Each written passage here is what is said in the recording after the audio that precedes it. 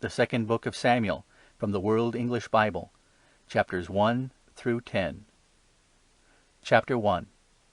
It happened after the death of Saul, when David was returned from the slaughter of the Amalekites, and David had stayed 2 days in Ziklag. It happened on the 3rd day, that, behold, a man came out of the camp from Saul, with his clothes torn, and earth on his head. And so it was, when he came to David, that he fell to the earth, and showed respect. David said to him, "Where do you come from?" He said to him, "I have escaped out of the camp of Israel." David said to him, "How did it go? Please tell me." He answered, "The people have fled from the battle, and many of the people also have fallen and are dead. And Saul and Jonathan his son are dead also." David said to the young man who told him, "How do you know that Saul and Jonathan his son are dead?" The young man who told him said, "As I happened by chance on Mount Gilboa, behold, Saul was leaning on his spear, and behold, the chariots and the horsemen followed hard after him. When he looked behind him, he saw me, and called to me. I answered, 'Here I am.' He said to me, 'Who are you?' I answered him, 'I am an Amalekite.' He said to me, 'Please stand beside me and kill me, for anguish has taken hold of me, because my life is yet whole in me.' So I stood beside him and killed him, because I was sure that he could not live after he had fallen. I took the crown that was on his head and the bracelet that was on his arm, and have brought them here to my lord." Then David took hold of his clothes and tore them, and likewise all the men who were with him. They mourned and wept and fasted until evening for Saul and for Jonathan his son, and for the people of Yahweh and for the house of Israel, because they were fallen by the sword. David said to the young man who told him, "Where are you from?" He answered, "I am the son of a foreigner, an Amalekite." David said to him, "How were you not afraid to put forth your hand to destroy Yahweh's anointed?" David called one of the young men and said, "Go near and fall on him." He struck him so that he died. David said to him, "Your blood be on your head, for your mouth has testified against you, saying, 'I have slain Yahweh's anointed.'" David lamented with this lamentation over Saul and over Jonathan his son. And he commanded them to teach the children of Judah the song of the bow. Behold, it is written in the book of Jasher. "Your glory, Israel, is slain on your high places. How the mighty have fallen! Don't tell it in Gath, don't publish it in the streets of Ashkelon, lest the daughters of the Philistines rejoice, lest the daughters of the uncircumcised triumph. You mountains of Gilboa, let there be no dew nor rain on you, neither fields of offerings. For there the shield of the mighty was vilely cast away, the shield of Saul was not anointed with oil. From the blood of the slain, from the fat of the mighty, Jonathan's bow didn't turn back, Saul's sword didn't return empty. Saul and Jonathan were lovely and pleasant in their lives. In their death they were not divided. They were swifter than eagles, they were stronger than lions. You daughters of Israel, weep over Saul, who clothed you in scarlet delicately, who put ornaments of gold on your clothing. How are the mighty fallen in the midst of battle! Jonathan is slain on your high places. I am distressed for you, my brother Jonathan. You have been very pleasant to me. Your love to me was wonderful, passing the love of women. How are the mighty fallen, and the weapons of war perished." Chapter 2. It happened after this that David inquired of Yahweh, saying, "Shall I go up into any of the cities of Judah?" Yahweh said to him, "Go up." David said, "Where shall I go up?" He said, "To Hebron." So David went up there, and his 2 wives also, Ahinoam the Jezreelitess, and Abigail the wife of Nabal the Carmelite. David brought up his men who were with him, every man with his household. They lived in the cities of Hebron. The men of Judah came, and there they anointed David king over the house of Judah. They told David, saying, "The men of Jabesh-Gilead were those who buried Saul." David sent messengers to the men of Jabesh-Gilead, and said to them, "Blessed are you by Yahweh, that you have shown this kindness to your lord, even to Saul, and have buried him. Now may Yahweh show loving kindness and truth to you. I also will reward you for this kindness, because you have done this thing. Now therefore let your hands be strong, and be valiant, for Saul your lord is dead, and also the house of Judah have anointed me king over them." Now Abner, the son of Ner, captain of Saul's army, had taken Ishbosheth, the son of Saul, and brought him over to Mahanaim. And he made him king over Gilead, and over the Asherites, and over Jezreel, and over Ephraim, and over Benjamin, and over all Israel. Ishbosheth, Saul's son, was 40 years old when he began to reign over Israel, and he reigned 2 years. But the house of Judah followed David. The time that David was king in Hebron over the house of Judah was 7 years and 6 months. Abner, the son of Ner, and the servants of Ishbosheth, the son of Saul, went out from Mahanaim to Gibeon. Joab, the son of Zeruiah, and the servants of David, went out and met them by the pool of Gibeon. And they sat down, the one on the one side of the pool, and the other on the other side of the pool. Abner said to Joab, "Please let the young men arise and play before us." Joab said, "Let them arise." Then they arose and went over by number, 12 for Benjamin, and for Ishbosheth the son of Saul, and 12 of the servants of David. They each caught his opponent by the head, and thrust his sword in his fellow's side. So they fell down together. Therefore that place was called Helkath Hatzurim, which is in Gibeon. The battle was very severe that day, and Abner was beaten, and the men of Israel before the servants of David. The 3 sons of Zeruiah were there, Joab, and Abishai, and Asahel. And Asahel was as light of foot as a wild gazelle. Asahel pursued after Abner, and in going he didn't turn to the right hand or to the left from following Abner. Then Abner looked behind him and said, "Is it you, Asahel?" He answered, "It is I." Abner said to him, "Turn aside to your right hand or to your left, and grab one of the young men and take his armor." But Asahel would not turn aside from following him. Abner said again to Asahel, "Turn aside from following me. Why should I strike you to the ground? How then should I hold up my face to Joab, your brother?" However, he refused to turn aside. Therefore Abner, with the back end of the spear, struck him in the body, so that the spear came out behind him, and he fell down there and died in the same place. It happened that as many as came to the place where Asahel fell down and died stood still. But Joab and Abishai pursued after Abner, and the sun went down when they had come to the hill of Ammah, that lies before Giah, by the way of the wilderness of Gibeon. The children of Benjamin gathered themselves together after Abner, and became one band, and stood on the top of a hill. Then Abner called to Joab and said, "Shall the sword devour forever? Don't you know that it will be bitterness in the latter end? How long shall it be then before you ask the people to return from following their brothers?" Joab said, "As God lives, if you had not spoken, surely then in the morning the people would have gone away, and not each followed his brother." So Joab blew the trumpet, and all the people stood still, and pursued after Israel no more, neither fought they any more. Abner and his men went all that night through the Arabah, and they passed over the Jordan, and went through all Bithron, and came to Mahanaim.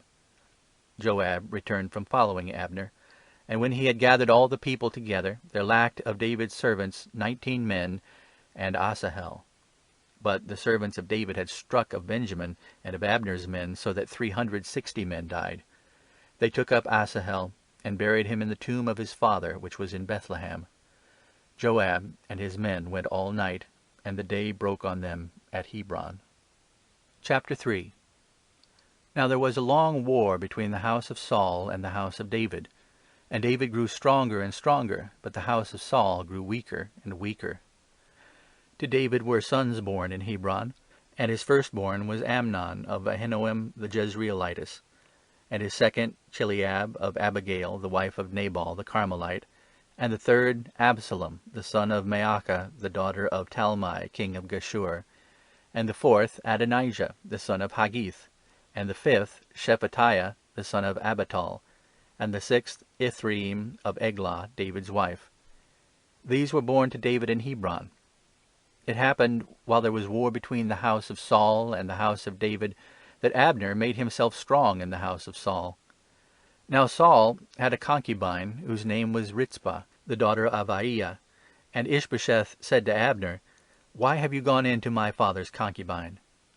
Then was Abner very angry for the words of Ishbosheth, and said, "Am I a dog's head that belongs to Judah? Today I show kindness to the house of Saul your father, to his brothers and to his friends, and have not delivered you into the hand of David. And yet you charge me this day with a fault concerning this woman? God do so to Abner, and more also, if, as Yahweh has sworn to David, I don't do even so to him, to transfer the kingdom from the house of Saul, and to set up the throne of David over Israel, and over Judah, from Dan even to Beersheba." He could not answer Abner another word, because he feared him. Abner sent messengers to David on his behalf, saying, "Whose is the land?" and saying, "Make your alliance with me, and behold, my hand shall be with you, to bring all Israel around to you." He said, "Good, I will make a treaty with you. But one thing I require of you, that is, you shall not see my face, unless you first bring Michal, Saul's daughter, when you come to see my face." David sent messengers to Ishbosheth, Saul's son, saying, "Deliver me my wife Michal, whom I pledged to be married to me for 100 foreskins of the Philistines." Ishbosheth sent, and took her from her husband, even from Paltiel, the son of Laish. Her husband went with her, weeping as he went, and followed her to Bahurim. Then Abner said to him, "Go, return." And he returned. Abner had communication with the elders of Israel, saying, "In times past you sought for David to be king over you. Now then do it. For Yahweh has spoken of David, saying, 'By the hand of my servant David I will save my people Israel out of the hand of the Philistines, and out of the hand of all their enemies.'" Abner also spoke in the ears of Benjamin. And Abner went also to speak in the ears of David in Hebron all that seemed good to Israel, and to the whole house of Benjamin. So Abner came to David, to Hebron, and 20 men with him. David made Abner and the men who were with him a feast. Abner said to David, "I will arise and go, and will gather all Israel to my lord the king, that they may make a covenant with you, and that you may reign over all that your soul desires." David sent Abner away, and he went in peace. Behold, the servants of David and Joab came from a foray, and brought in a great spoil with them. But Abner was not with David in Hebron, for he had sent him away, and he was gone in peace. When Joab and all the army who was with him had come, they told Joab, saying, "Abner the son of Ner came to the king, and he has sent him away, and he is gone in peace." Then Joab came to the king and said, "What have you done? Behold, Abner came to you. Why is it that you have sent him away, and he is quite gone? You know Abner the son of Ner, that he came to deceive you, and to know your going out and your coming in, and to know all that you do." When Joab had come out from David, he sent messengers after Abner, and they brought him back from the well of Sirah. But David didn't know it. When Abner was returned to Hebron, Joab took him aside into the midst of the gate to speak with him quietly, and struck him there in the body, so that he died for the blood of Asahel his brother. Afterward, when David heard it, he said, "I and my kingdom are guiltless before Yahweh forever of the blood of Abner the son of Ner. Let it fall on the head of Joab, and on all his father's house. Let there not fail from the house of Joab one who has an issue, or who is a leper, or who leans on a staff, or who falls by the sword, or who lacks bread." So Joab and Abishai his brother killed Abner, because he had killed their brother Asahel at Gibeon in the battle. David said to Joab and to all the people who were with him, "Tear your clothes, and clothe yourselves with sackcloth, and mourn before Abner." King David followed the bier. They buried Abner in Hebron, and the king lifted up his voice and wept at the grave of Abner, and all the people wept. The king lamented for Abner and said, "Should Abner die as a fool dies? Your hands were not bound, nor your feet put into fetters. As a man falls before the children of iniquity, so you fell." All the people wept again over him. All the people came to cause David to eat bread while it was yet day. But David swore, saying, "God do so to me, and more also, if I taste bread or anything else until the sun goes down." All the people took notice of it, and it pleased them, as whatever the king did pleased all the people. So all the people and all Israel understood that day that it was not of the king to kill Abner the son of Ner. The king said to his servants, "Don't you know that there a prince and a great man has fallen this day in Israel? I am this day weak, though anointed king, and these men, the sons of Zeruiah, are too hard for me. May Yahweh reward the evildoer according to his wickedness. Chapter 4. When Saul's son heard that Abner was dead in Hebron, his hands became feeble, and all the Israelites were troubled. Saul's son had 2 men who were captains of bands. The name of the one was Baanah, and the name of the other Rechab, the sons of Rimmon the Beerothite, of the children of Benjamin. For Beeroth also is reckoned to Benjamin, and the Beerothites fled to Gittaim, and have lived as foreigners there until this day. Now Jonathan, Saul's son, had a son who was lame of his feet.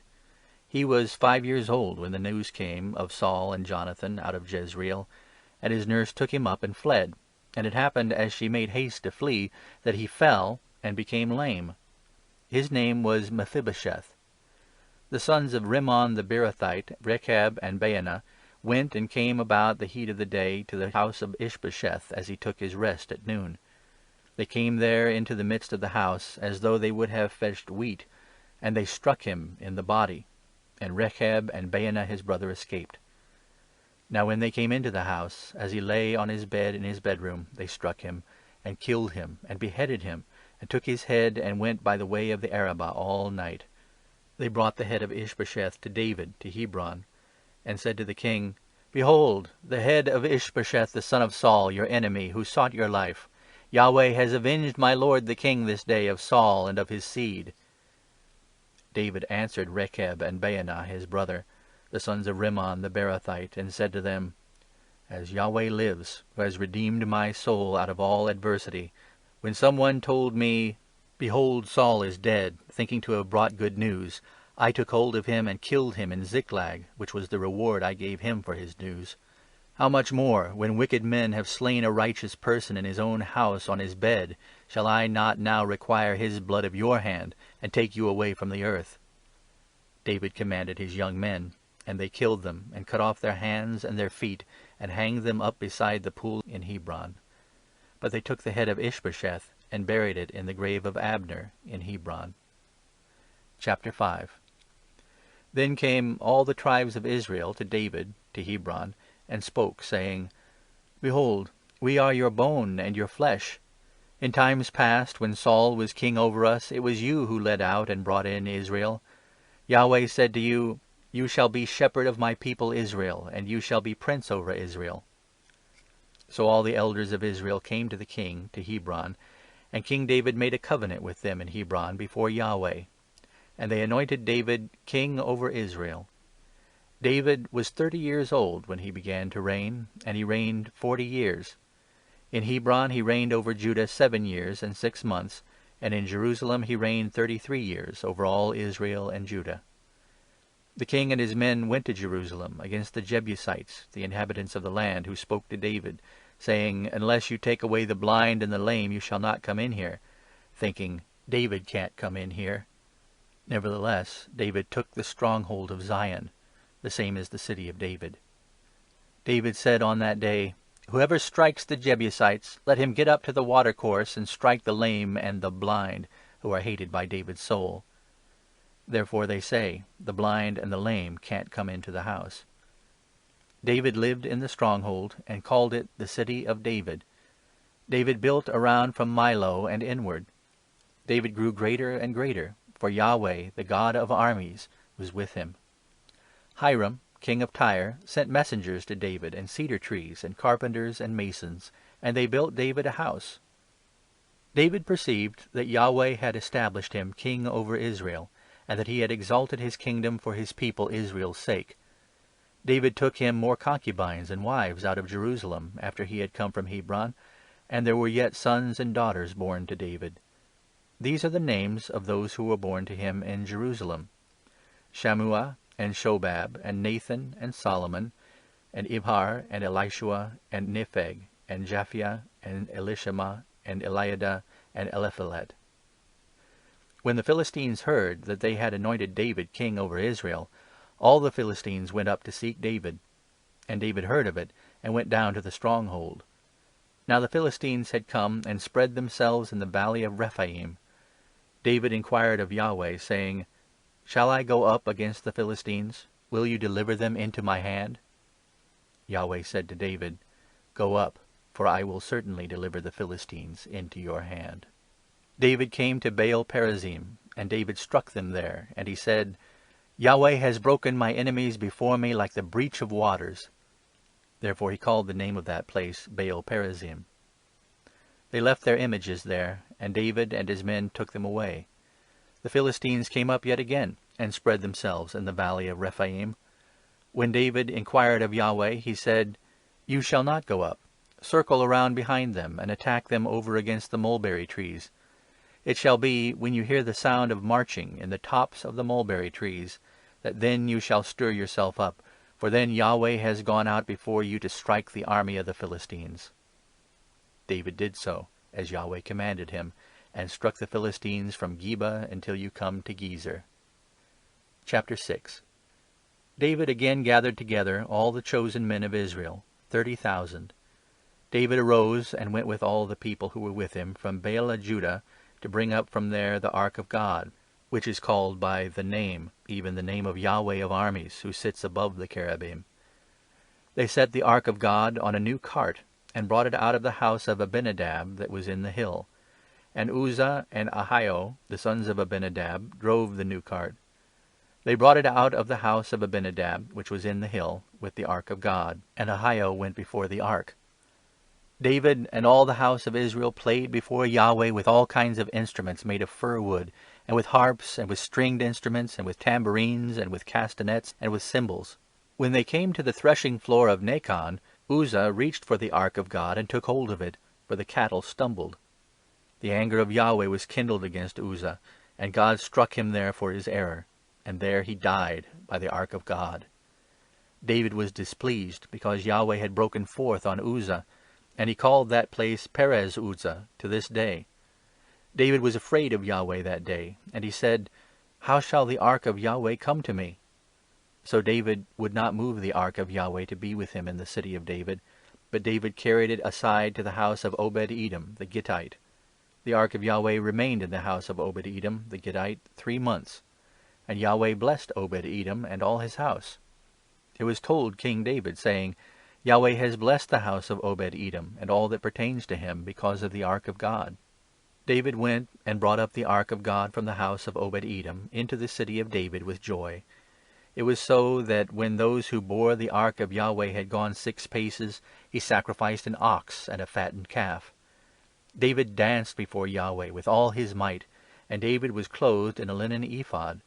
So David and all the house of Israel brought up the ark of Yahweh with shouting, and with the sound of the trumpet. It was so, as the ark of Yahweh came into the city of David, that Michal, the daughter of Saul, looked out at the window, and saw King David leaping and dancing before Yahweh, and she despised him in her heart. They brought in the ark of Yahweh, and set it in its place, in the midst of the tent that David had pitched for it. And David offered burnt offerings and peace offerings before Yahweh.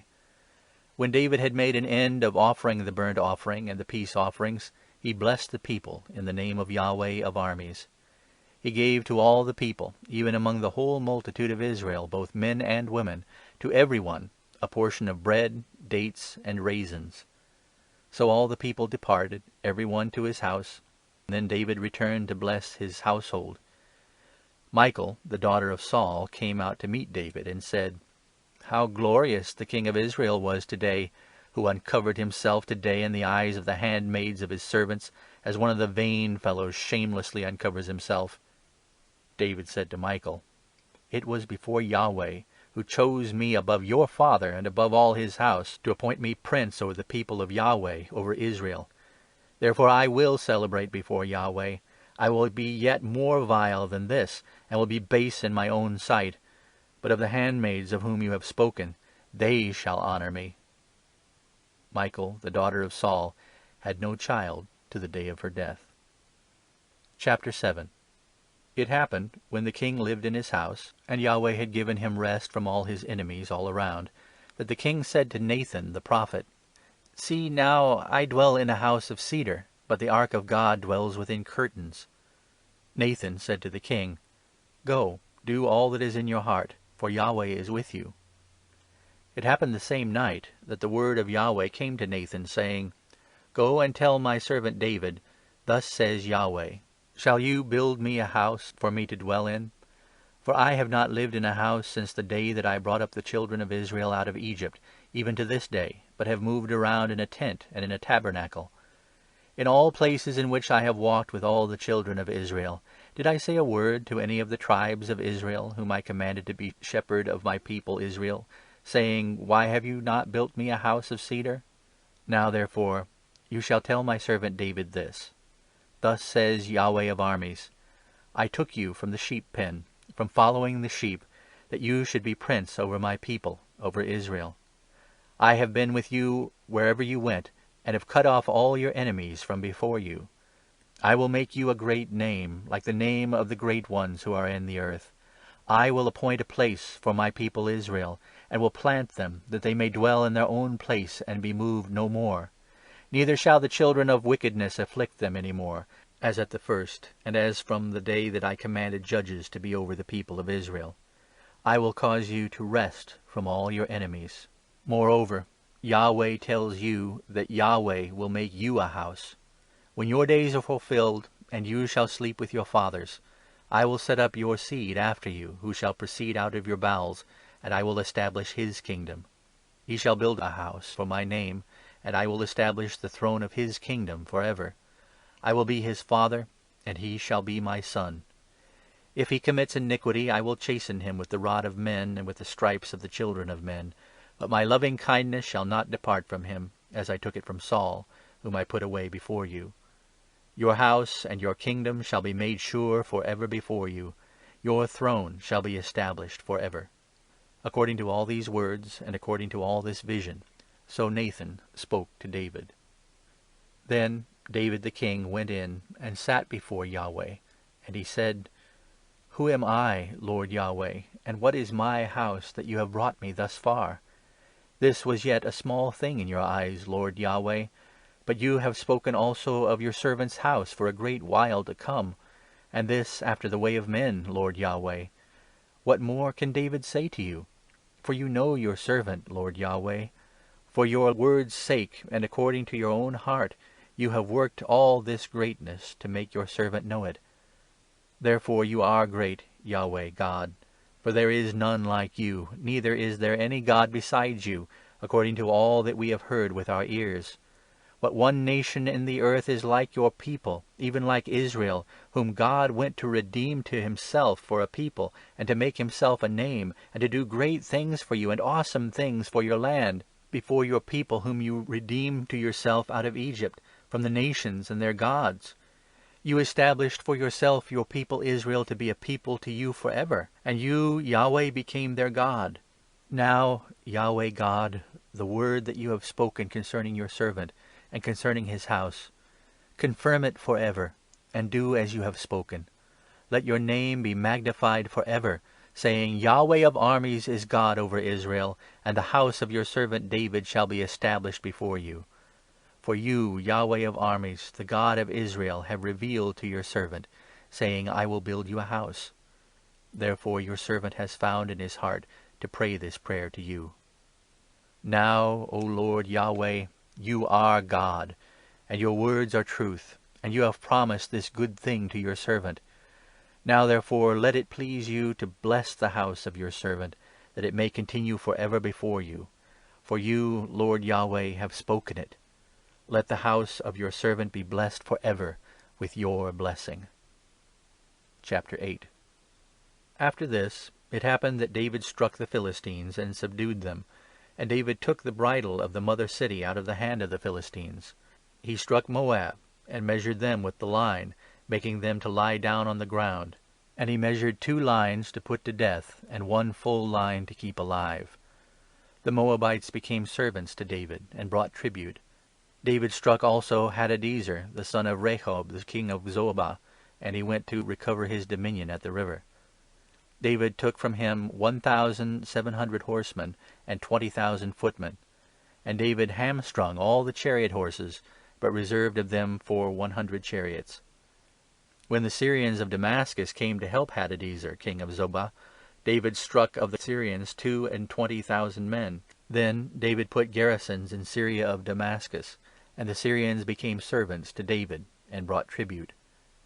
Yahweh gave victory to David wherever he went. David took the shields of gold that were on the servants of Hadadezer and brought them to Jerusalem. From Betah and from Berothai, cities of Hadadezer, King David took exceeding much brass. When Toi, king of Hamath, heard that David had struck all the army of Hadadezer, then Toi sent Joram, his son, to King David, to greet him and to bless him, because he had fought against Hadadezer and struck him, for Hadadezer had wars with Toi. Joram brought with him vessels of silver, and vessels of gold, and vessels of brass. King David also dedicated these to Yahweh, with the silver and gold that he dedicated of all the nations which he subdued, of Syria, and of Moab, and of the children of Ammon, and of the Philistines, and of Amalek, and of the spoil of Hadadezer son of Rehob, king of Zobah. David earned a reputation when he returned from smiting the Syrians in the valley of Salt, even 18,000 men. He put garrisons in Edom. Throughout all Edom put he garrisons, and all the Edomites became servants to David. Yahweh gave victory to David wherever he went. David reigned over all Israel, and David executed judgment and righteousness to all his people. Joab, the son of Zeruiah, was over the army, and Jehoshaphat, the son of Aliud, was recorder, and Zadok, the son of Achitub, and Ahimelech, the son of Abiathar, were priests, and Benaiah, the son of Jehoiada, was over the Kerethites and the Pelethites, and David's sons were chief ministers. Chapter 9. David said, "Is there yet any who is left of the house of Saul, that I may show him kindness for Jonathan's sake?" There was of the house of Saul a servant whose name was Ziba, and they called him to David. And the king said to him, "Are you Ziba?" He said, "Your servant is he." The king said, "Is there not yet any of the house of Saul, that I may show the kindness of God to him?" Ziba said to the king, "Jonathan has yet a son, who is lame of his feet." The king said to him, "Where is he?" Ziba said to the king, "Behold, he is in the house of Machir, the son of Ammiel, in Lo-debar." Then David sent and fetched him out of the house of Machir, the son of Ammiel, from Lo-debar. Mephibosheth, the son of Jonathan, the son of Saul, came to David, and fell on his face, and showed respect. David said, "Mephibosheth." He answered, "Behold, your servant." David said to him, "Don't be afraid of him, for I will surely show you kindness for Jonathan your father's sake, and will restore to you all the land of Saul your father. You shall eat bread at my table continually." He bowed down and said, "What is your servant, that you should look on such a dead dog as I am?" Then the king called to Ziba, Saul's servant, and said to him, "All that pertained to Saul and to all his house have I given to your master's son. You shall till the land for him, you and your sons and your servants, and you shall bring in the harvest, that your master's son may have bread to eat. But Mephibosheth, your master's son, shall eat bread always at my table." Now Ziba had 15 sons and 20 servants. Then Ziba said to the king, "According to all that my lord the king commands his servant, so shall your servant do."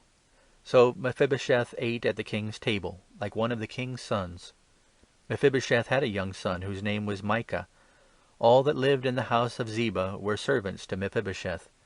So Mephibosheth lived in Jerusalem, for he ate continually at the king's table. He was lame in both his feet.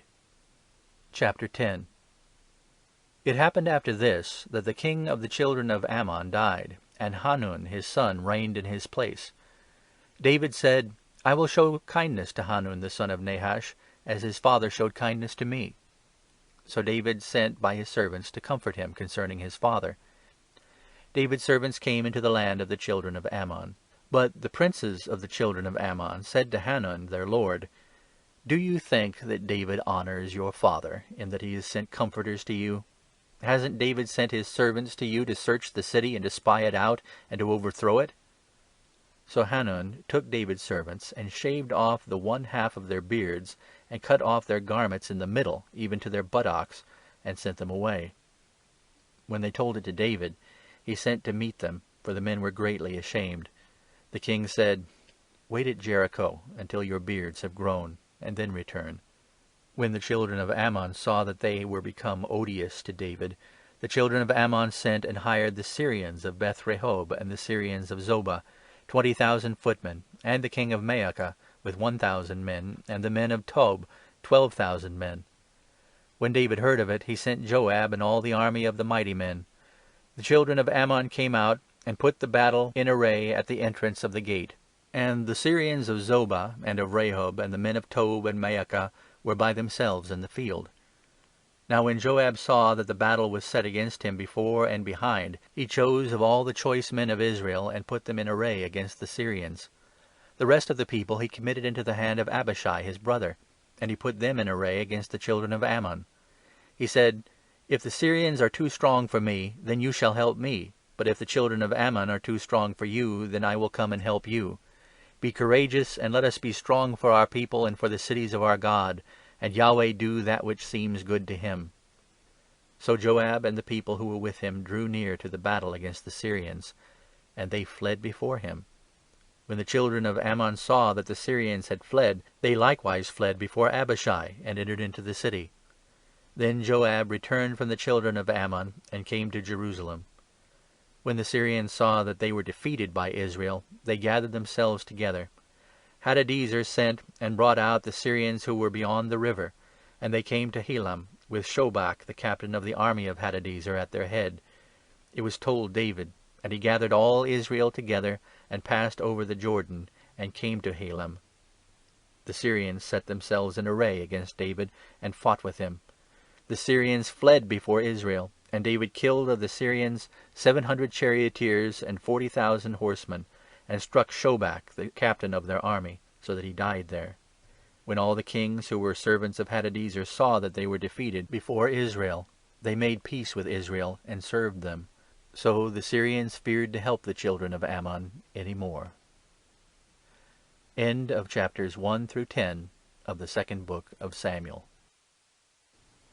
The second book of Samuel, from the World English Bible, chapters 11 through 17. Chapter 11. It happened, at the return of the year, at the time when kings go out, that David sent Joab and his servants with him, and all Israel. And they destroyed the children of Ammon, and besieged Rabbah. But David stayed at Jerusalem. It happened at evening that David arose from off his bed, and walked on the roof of the king's house. And from the roof he saw a woman bathing, and the woman was very beautiful to look on. David sent and inquired after the woman. One said, "Isn't this Bathsheba, the daughter of Eliam, the wife of Uriah the Hittite?" David sent messengers, and took her, and she came in to him, and he lay with her, for she was purified from her uncleanness. And she returned to her house. The woman conceived, and she sent and told David, and said, "I am with child." David sent to Joab, "Send me Uriah the Hittite." Joab sent Uriah to David. When Uriah had come to him, David asked him how Joab did, and how the people fared, and how the war prospered. David said to Uriah, "Go down to your house and wash your feet." Uriah departed out of the king's house, and a gift from the king was sent after him. But Uriah slept at the door of the king's house with all the servants of his lord, and didn't go down to his house. When they had told David, saying, "Uriah didn't go down to his house," David said to Uriah, "Haven't you come from a journey? Why didn't you go down to your house?" Uriah said to David, "The ark, Israel, and Judah are staying in tents, and my lord Joab and the servants of my lord are encamped in the open field. Shall I then go into my house to eat and to drink and to lie with my wife? As you live, and as your soul lives, I will not do this thing." David said to Uriah, "Stay here today also, and tomorrow I will let you depart." So Uriah stayed in Jerusalem that day and the next day. When David had called him, he ate and drank before him, and he made him drunk. At evening he went out to lie on his bed with the servants of his lord, but did not go down to his house. It happened in the morning that David wrote a letter to Joab, and sent it by the hand of Uriah. He wrote in the letter, saying, "Send Uriah to the forefront of the hottest battle, and retreat from him, that he may be struck and die." It happened, when Joab kept watch on the city, that he assigned Uriah to the place where he knew that valiant men were. The men of the city went out and fought with Joab. Some of the people fell, even of the servants of David, and Uriah the Hittite died also. Then Joab sent and told David all the things concerning the war, and he commanded the messenger, saying, "When you have finished telling all the things concerning the war to the king, it shall be that, if the king's wrath arise, and he asks you, 'Why did you go so near to the city to fight? Didn't you know that they would shoot from the wall? Who struck Abimelech the son of Jerubbesheth? Didn't a woman cast an upper millstone on him from the wall, so that he died at Thebez? Why did you go so near the wall?' Then you shall say, 'Your servant Uriah the Hittite is dead also.'" So the messenger went, and came and showed David all that Joab had sent him for. The messenger said to David, "The men prevailed against us, and came out to us into the field, and we were on them even to the entrance of the gate. The shooters shot at your servants from off the wall, and some of the king's servants are dead, and your servant Uriah the Hittite is dead also." Then David said to the messenger, "Thus you shall tell Joab, 'Don't let this thing displease you, for the sword devours one as well as another. Make your battle stronger against the city, and overthrow it. Encourage him.'" When the wife of Uriah heard that Uriah her husband was dead, she made lamentation for her husband. When the morning was past, David sent and took her home to his house, and she became his wife and bore him a son. But the thing that David had done displeased Yahweh. Chapter 12. Yahweh sent Nathan to David. He came to him and said to him, "There were 2 men in one city, the one rich and the other poor. The rich man had very many flocks and herds, but the poor man had nothing, except one little ewe lamb, which he had bought and raised. It grew up together with him and with his children. It ate of his own food, drank of his own cup, and lay in his bosom, and was to him like a daughter. A traveller came to the rich man, and he spared to take of his own flock and of his own herd to dress for the wayfaring man who had come to him, but took the poor man's lamb, and dressed it for the man who had come to him." David's anger was greatly kindled against the man, and he said to Nathan, "As Yahweh lives, the man who has done this is worthy to die. He shall restore the lamb fourfold, because he did this thing, and because he had no pity." Nathan said to David, "You are the man. This is what Yahweh, the God of Israel, says. I anointed you king over Israel, and I delivered you out of the hand of Saul.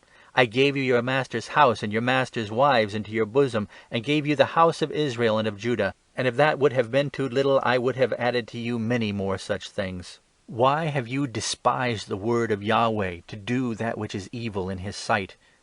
You have struck Uriah the Hittite with the sword, and have taken his wife to be your wife, and have slain him with the sword of the children of Ammon.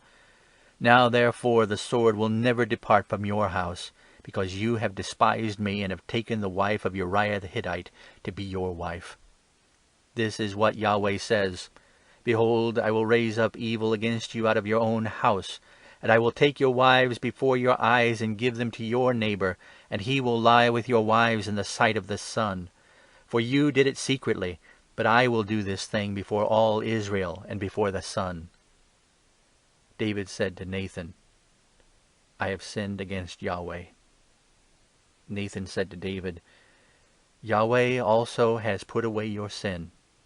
You will not die. However, because by this deed you have given great occasion to Yahweh's enemies to blaspheme, the child also who is born to you shall surely die." Nathan departed to his house. Yahweh struck the child that Uriah's wife bore to David, and it was very sick. David therefore begged God for the child, and David fasted and went in and lay all night on the earth. The elders of his house arose beside him to raise him up from the earth, but he would not, neither did he eat bread with them. It happened on the 7th day that the child died. The servants of David feared to tell him that the child was dead, for they said, "Behold, while the child was yet alive, we spoke to him, and he didn't listen to our voice. How will he then harm himself if we tell him that the child is dead?" But when David saw that his servants were whispering together, David perceived that the child was dead. And David said to his servants, "Is the child dead?" They said, "He is dead." Then David arose from the earth, and washed and anointed himself, and changed his clothing, and he came into the house of Yahweh and worshipped. Then he came to his own house, and when he required, they set bread before him, and he ate. Then his servants said to him, "What is this that you have done? You fasted and wept for the child while he was alive, but when the child was dead, you rose up and ate bread." He said, "While the child was yet alive, I fasted and wept. For I said, 'Who knows whether Yahweh will not be gracious to me, that the child may live?' But now he is dead. Why should I fast? Can I bring him back again? I shall go to him, but he will not return to me." David comforted Bathsheba his wife, and went in to her, and lay with her. She bore a son, and he called his name Solomon. Yahweh loved him, and he sent by the hand of Nathan the prophet, and he named him Jedediah, for Yahweh's sake. Now Joab fought against Rabbah of the children of Ammon, and took the royal city. Joab sent messengers to David, and said, "I have fought against Rabbah. Yes, I have taken the city of waters. Now therefore gather the rest of the people together, and encamp against the city, and take it, lest I take the city, and it be called after my name." David gathered all the people together, and went to Rabbah, and fought against it, and took it. He took the crown of their king from off his head, and its weight was a talent of gold, and in it were precious stones, and it was set on David's head. He brought out the spoil of the city, exceeding much. He brought out the people who were therein, and put them under saws, and under iron picks, and under axes of iron, and made them pass through the brick kiln. And he did so to all the cities of the children of Ammon. David and all the people returned to Jerusalem. Chapter 13. It happened after this, that Absalom, the son of David, had a beautiful sister whose name was Tamar. And Amnon, the son of David, loved her. Amnon was so troubled that he fell sick because of his sister Tamar, for she was a virgin, and it seemed hard to Amnon to do anything to her. But Amnon had a friend, whose name was Jonadab, the son of Shemiah, David's brother. And Jonadab was a very subtle man. He said to him, "Why, son of the king, are you so sad from day to day? Won't you tell me?" Amnon said to him, "I love Tamar, my brother Absalom's sister." Jonadab said to him, "Lay down on your bed, and pretend to be sick. When your father comes to see you, tell him, 'Please let my sister Tamar come and give me bread to eat, and dress the food in my sight, that I may see it and eat it from her hand.'" So Amnon lay down, and faked being sick.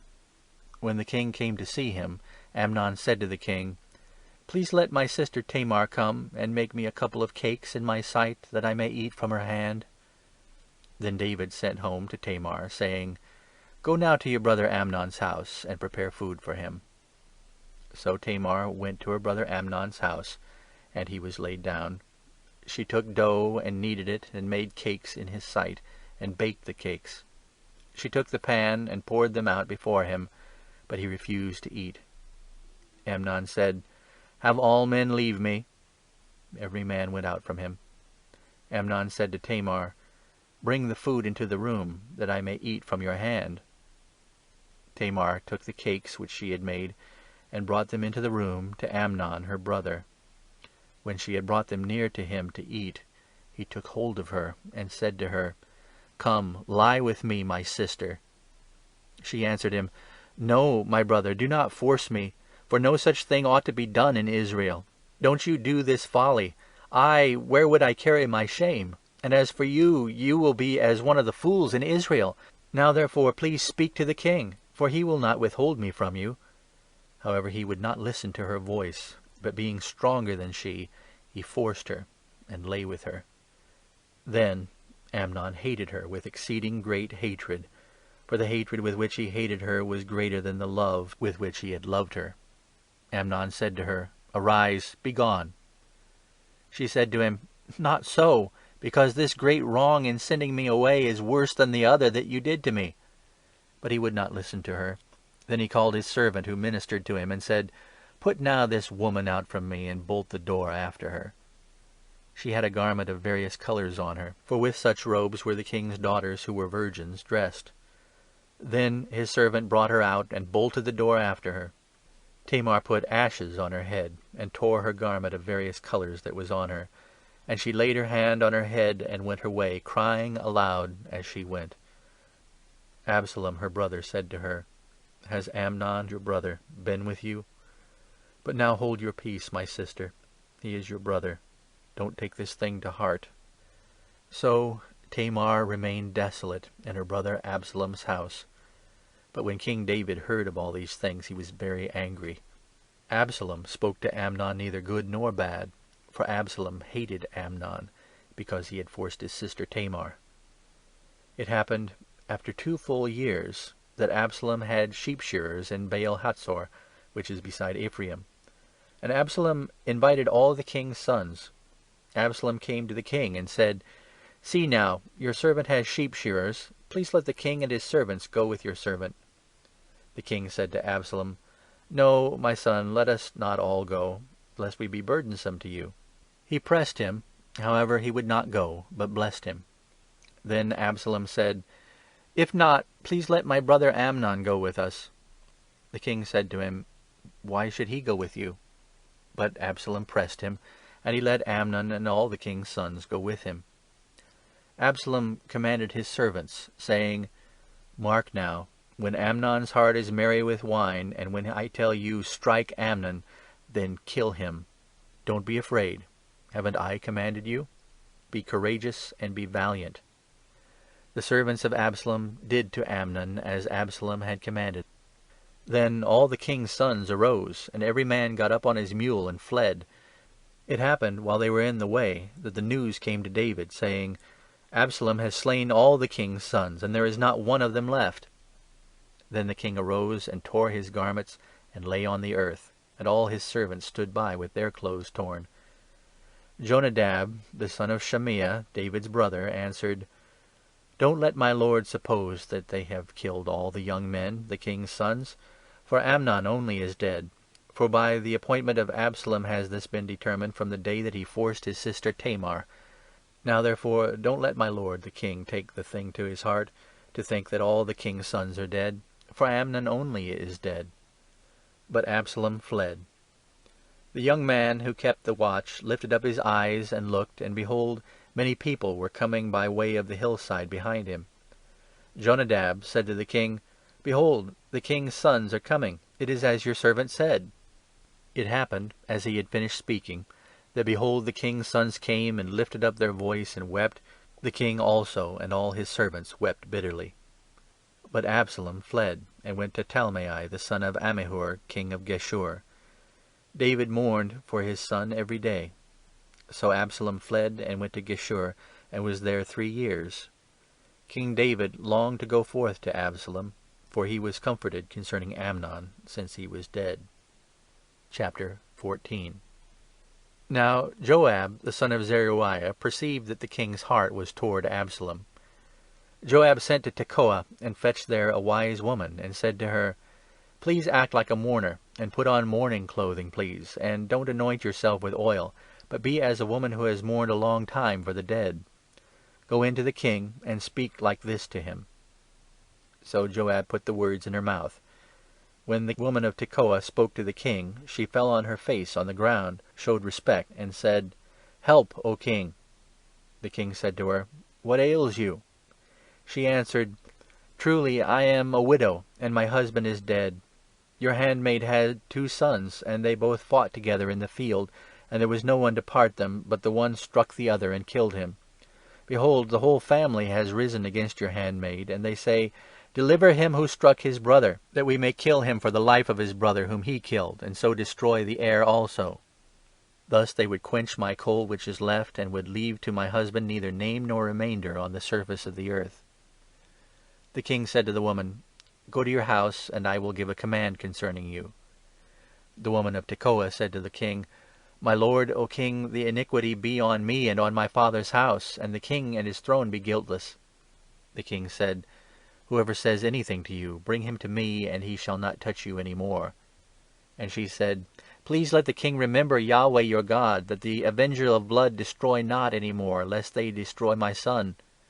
He said, "As Yahweh lives, not one hair of your son shall fall to the earth." Then the woman said, "Please let your handmaid speak a word to my lord the king." He said, "Say on." The woman said, "Why then have you devised such a thing against the people of God? For in speaking this word the king is as one who is guilty, in that the king does not bring home again his banished one. For we must die, and are as water spilt on the ground, which can't be gathered up again. Neither does God take away life, but devises means that he who is banished not be an outcast from him. Now therefore, seeing that I have come to speak this word to my lord the king, it is because the people have made me afraid. And your handmaid said, I will now speak to the king. It may be that the king will perform the request of his servant. For the king will hear to deliver his servant out of the hand of the man who would destroy me and my son together out of the inheritance of God. Then your handmaid said, Please let the word of my lord the king bring rest. For as an angel of God, so is my lord the king to discern good and bad. May Yahweh your God be with you. Then the king answered the woman, Please don't hide anything from me that I ask you. The woman said, Let my lord the king now speak. The king said, Is the hand of Joab with you in all this? The woman answered, As your soul lives, my lord the king, no one can turn to the right hand or to the left from anything that my lord the king has spoken. For your servant Joab, he urged me, and he put all these words in the mouth of your handmaid. To change the face of the matter has your servant Joab done this thing. My lord is wise, according to the wisdom of an angel of God, to know all things that are in the earth. The king said to Joab, Behold now, I have done this thing. Go therefore, bring the young man Absalom back. Joab fell to the ground on his face, showed respect, and blessed the king. Joab said, Today your servant knows that I have found favor in your sight, my lord king, in that the king has performed the request of his servant. So Joab arose and went to Geshur, and brought Absalom to Jerusalem.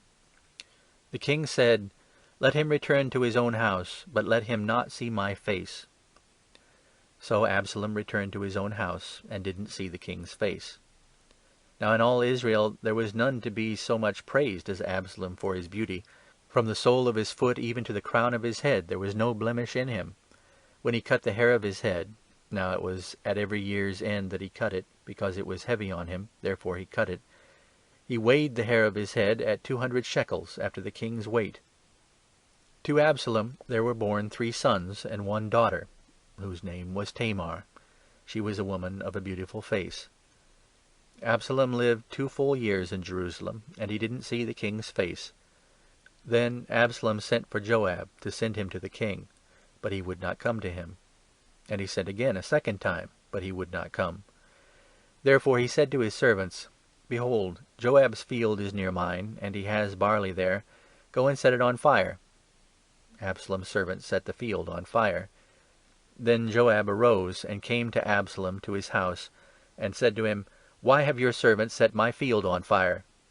Absalom answered Joab, Behold, I sent to you, saying, Come here, that I may send you to the king, to say, Why have I come from Geshur? It would be better for me to be there still. Now therefore let me see the king's face, and if there is iniquity in me, let him kill me. So Joab came to the king, and told him. And when he had called for Absalom, he came to the king, and bowed himself on his face to the ground before the king. And the king kissed Absalom. Chapter 15. It happened after this, that Absalom prepared him a chariot and horses, and 50 men to run before him. Absalom rose up early, and stood beside the way of the gate. It was so that, when any man had a suit which should come to the king for judgment, then Absalom called to him, and said, What city are you from? He said, Your servant is of one of the tribes of Israel. Absalom said to him, Behold, your matters are good and right, but there is no man deputized by the king to hear you. Absalom said moreover, Oh, that I were made judge in the land, that every man who has any suit or cause might come to me, and I would do him justice. It was so that, when any man came near to do him obeisance, he put forth his hand, and took hold of him, and kissed him. Absalom did this sort of thing to all Israel who came to the king for judgment. So Absalom stole the hearts of the men of Israel. It happened at the end of 40 years that Absalom said to the king, Please let me go and pay my vow which I have vowed to Yahweh in Hebron, for your servant vowed a vow while I stayed in Geshur in Syria, saying, If Yahweh shall indeed bring me again to Jerusalem, then I will serve Yahweh. The king said to him, Go in peace. So he arose and went to Hebron. But Absalom sent spies throughout all the tribes of Israel, saying, "As soon as you hear the sound of the trumpet, then you shall say, 'Absalom is king in Hebron.'" 200 men went with Absalom out of Jerusalem, who were invited and went in their simplicity. They didn't know anything. Absalom sent for Ahithophel the Gilonite, David's counselor, from his city, even from Gilo, while he was offering the sacrifices. The conspiracy was strong, for the people increased continually with Absalom. A messenger came to David, saying, "The hearts of the men of Israel are after Absalom." David said to all his servants who were with him at Jerusalem, "Arise, and let us flee, for else none of us shall escape from Absalom. Make speed to depart, lest he overtake us quickly, and bring down evil on us, and strike the city with the edge of the sword." The king's servants said to the king, "Behold, your servants are ready to do whatever my lord the king chooses." The king went forth, and all his household after him. The king left 10 women, who were concubines, to keep the house. The king went forth, and all the people after him, and they stayed at Beth-merhach. All his servants passed on beside him, and all the Kerethites, and all the Pelethites, and all the Gittites, 600 men who came after him from Gath, passed on before the king. Then the king said to Ittai the Gittite, "Why do you also go with us? Return and stay with the king, for you are a foreigner, and also an exile. Return to your own place. Whereas you came up but yesterday, should I this day make you go up and down with us, since I go where I may? Return and take back your brothers. Mercy and truth be with you." Ittai answered the king, and said, "As Yahweh lives, and as my lord the king lives, surely in what place my lord the king shall be, whether for death or for life, even there also will your servant be." David said to Ittai, "Go and pass over." Ittai the Gittite passed over, and all his men, and all the little ones who were with him. All the country wept with a loud voice, and all the people passed over. The king also himself passed over the brook Kidron, and all the people passed over toward the way of the wilderness. Behold, Zadok also came, and all the Levites with him, bearing the ark of the covenant of God. And they set down the ark of God, and Abiathar went up until all the people finished passing out of the city. The king said to Zadok, "Carry back the ark of God into the city. If I find favor in the eyes of Yahweh, he will bring me again, and show me both it and his habitation. But if he says thus, 'I have no delight in you,' behold, here am I. Let him do to me as seems good to him." The king also said to Zadok the priest, "Aren't you a seer? Return into the city in peace, and your 2 sons with you, Ahimaaz your son, and Jonathan the son of Abiathar. Behold, I will stay at the fords of the wilderness until word comes from you to inform me." Zadok therefore and Abiathar carried the ark of God again to Jerusalem, and they stayed there. David went up by the ascent of the Mount of Olives, and wept as he went up. And he had his head covered, and went barefoot, and all the people who were with him covered every man his head, and they went up weeping as they went up. Someone told David, saying, "Ahithophel is among the conspirators with Absalom." David said, "Yahweh, please turn the counsel of Ahithophel into foolishness." It happened that when David had come to the top, where God was worshipped, behold, Hushai the Archite came to meet him, with his coat torn and earth on his head. David said to him, "If you pass on with me, then you will be a burden to me. But if you return to the city, and tell Absalom, 'I shall be your servant, O king,' as I have been your father's servant in time past, so will I now be your servant, then will you defeat for me the counsel of Ahithophel. Don't you have Zadok and Abiathar the priests there with you? Therefore it shall be that whatever thing you shall hear out of the king's house, you shall tell it to Zadok and Abiathar the priests. Behold, they have there with them their 2 sons, Ahimaaz, Zadok's son, and Jonathan, Abiathar's son, and by them you shall send to me everything that you shall hear." So Hushai, David's friend, came into the city, and Absalom came into Jerusalem. Chapter 16. When David was a little past the top, behold, Ziba, the servant of Mephibosheth, met him, with a couple of donkeys saddled, and on them 200 loaves of bread, and 100 clusters of raisins, and 100 summer fruits, and a bottle of wine. The king said to Ziba, "What do you mean by these?" Ziba said, "The donkeys are for the king's household to ride on, and the bread and summer fruit for the young men to eat, and the wine that such as are faint in the wilderness may drink." The king said, "Where is your master's son?" Ziba said to the king, "Behold, he is staying in Jerusalem, for he said, 'Today the house of Israel will restore me the kingdom of my father.'" Then the king said to Ziba, "Behold, all that pertains to Mephibosheth is yours." Ziba said, "I do obeisance.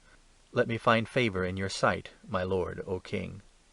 When King David came to Bahurim, behold, a man of the family of the house of Saul came out, whose name was Shimei, the son of Gera.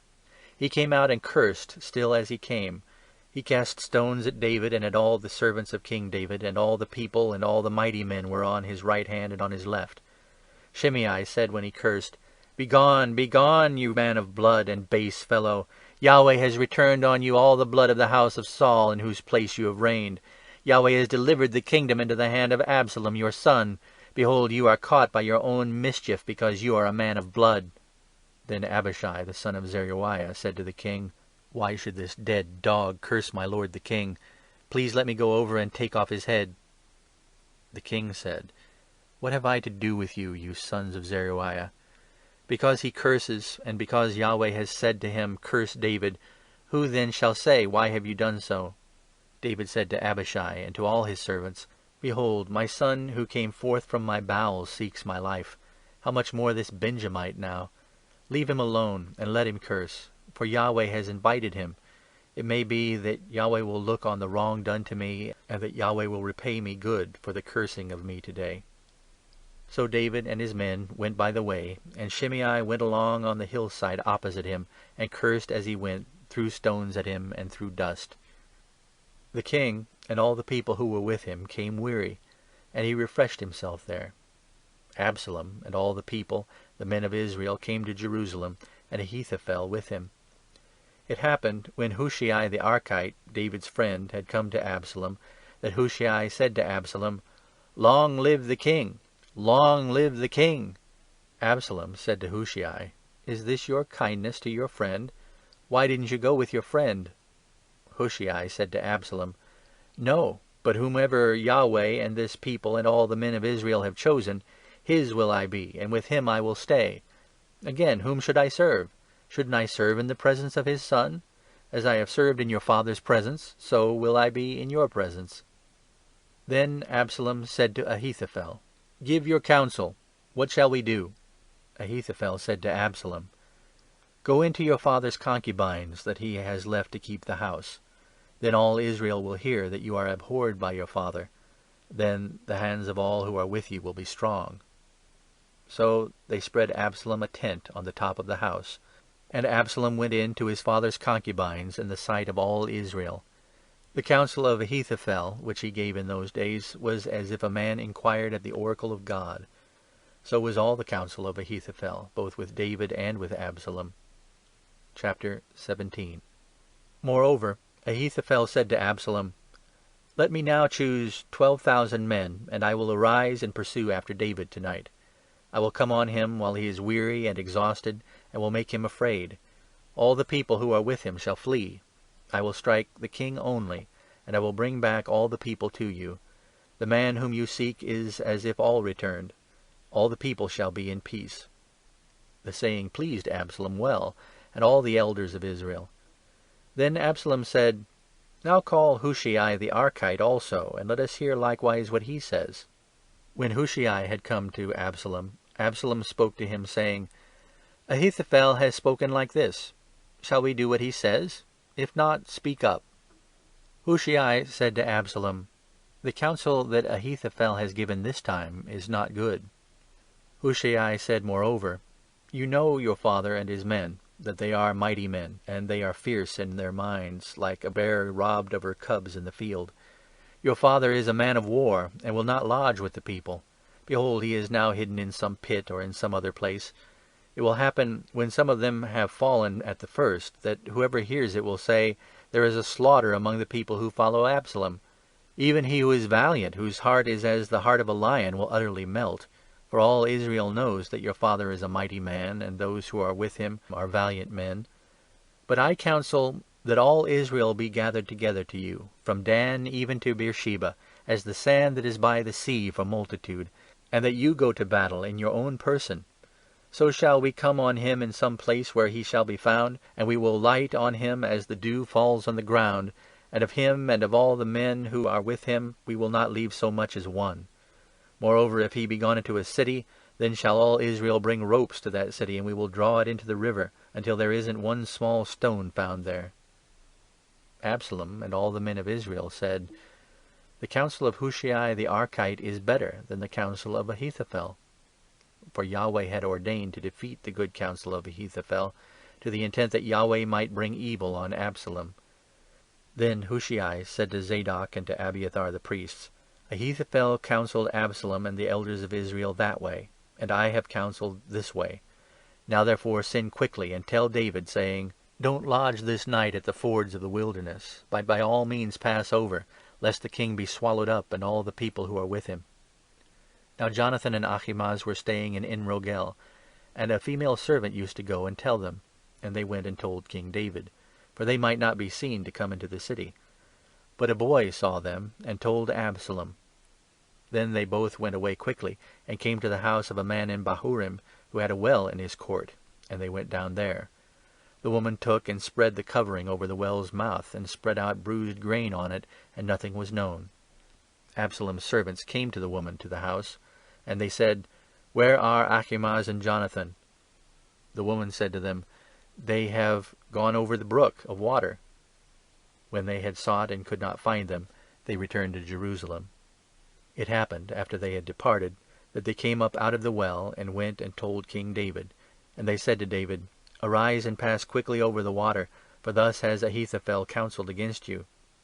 Then David arose, and all the people who were with him, and they passed over the Jordan. By the morning light there lacked not one of them who had not gone over the Jordan.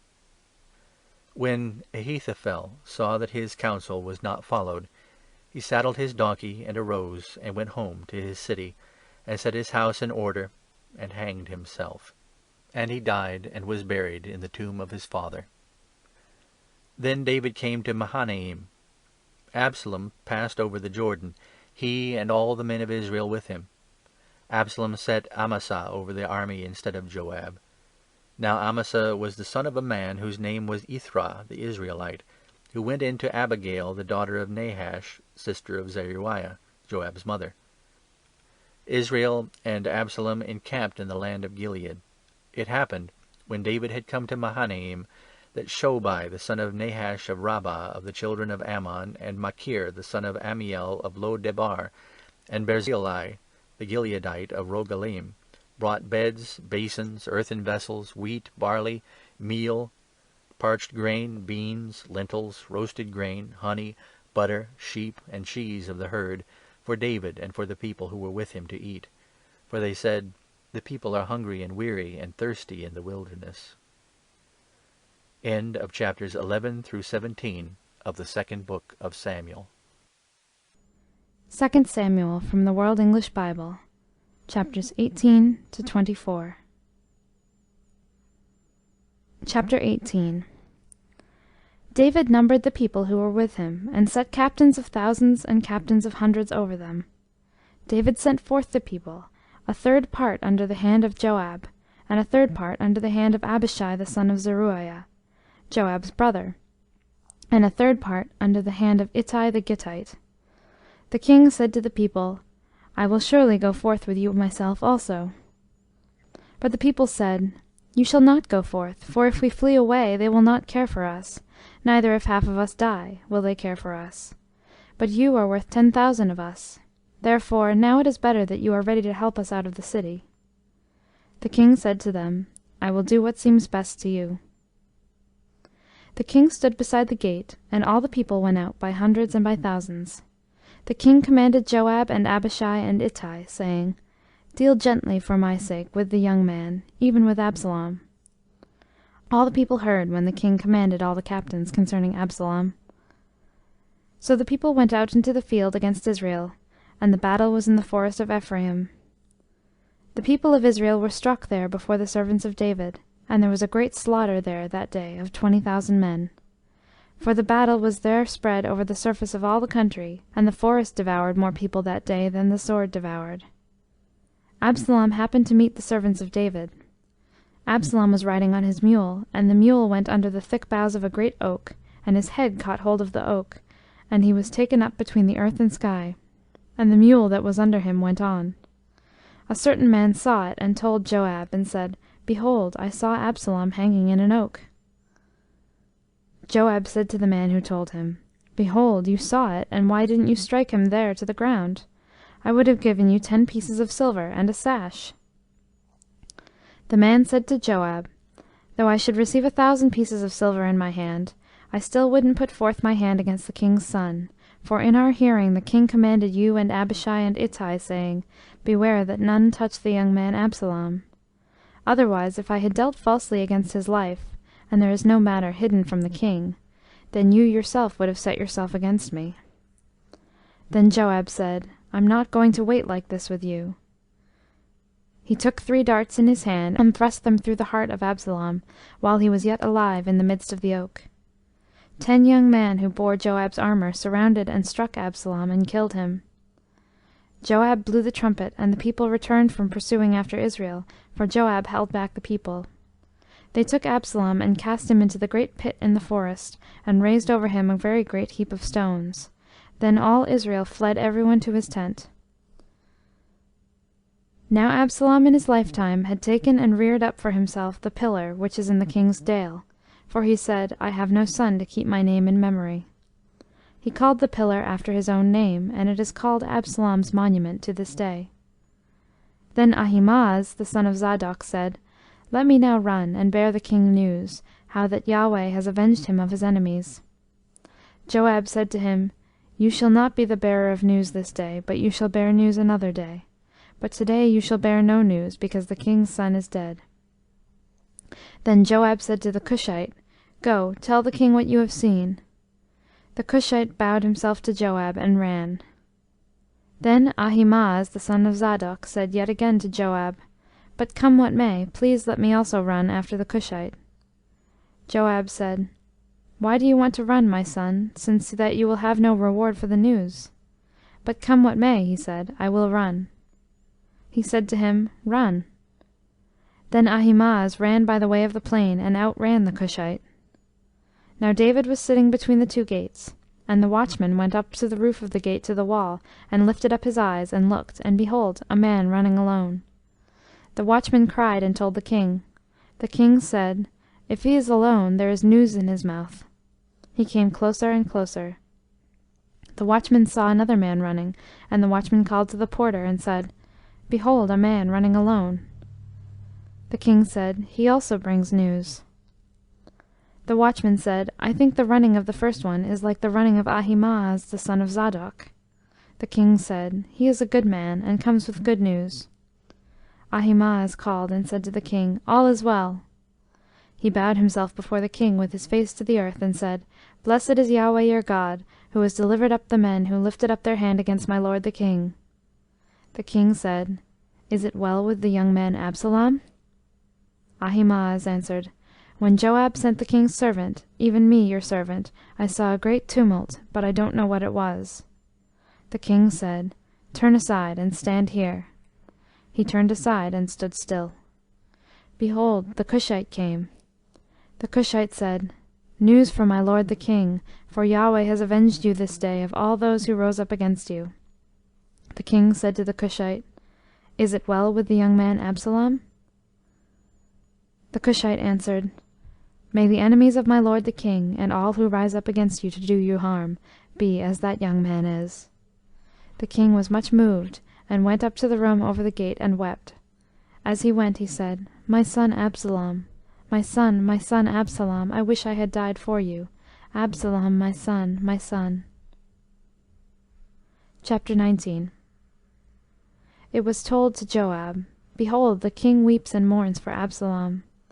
The victory that day was turned into mourning to all the people, for the people heard it said that day, The king grieves for his son.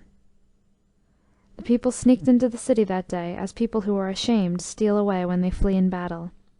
The king covered his face, and the king cried with a loud voice, My son, Absalom, Absalom, my son, my son.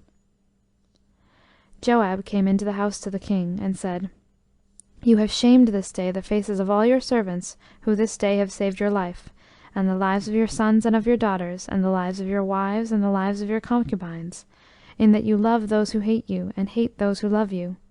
For you have declared this day that princes and servants are nothing to you. For today I perceive that if Absalom had lived, and all we had died this day, then it would have pleased you well.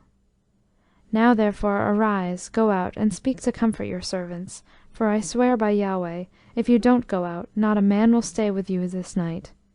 That would be worse to you than all the evil that has happened to you from your youth until now." Then the king arose and sat in the gate. They told to all the people, saying, "Behold, the king is sitting in the gate."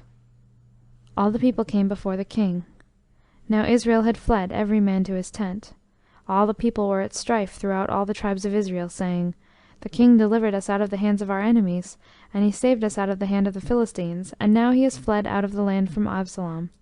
Absalom, whom we anointed over us, is dead in battle. Now therefore, why don't you speak a word of bringing the king back?" King David sent to Zadok and to Abiathar the priests, saying, "Speak to the elders of Judah, saying, Why are you the last to bring the king back to his house? Since the speech of all Israel has come to the king, to return him to his house. You are my brothers, you are my bone and my flesh. Why then are you the last to bring back the king? Say to Amasa, Aren't you my bone and flesh? God do so to me, and more also, if you aren't captain of the army before me continually in the room of Joab."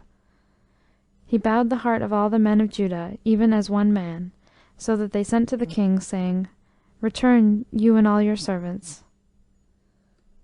So the king returned and came to the Jordan. Judah came to Gilgal to go to meet the king, to bring the king over the Jordan.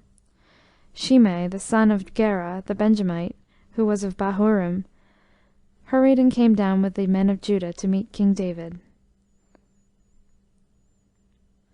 There were 1,000 men of Benjamin with him, and Ziba, the servant of the house of Saul, and his 15 sons and his 20 servants with him, and they went through the Jordan in the presence of the king.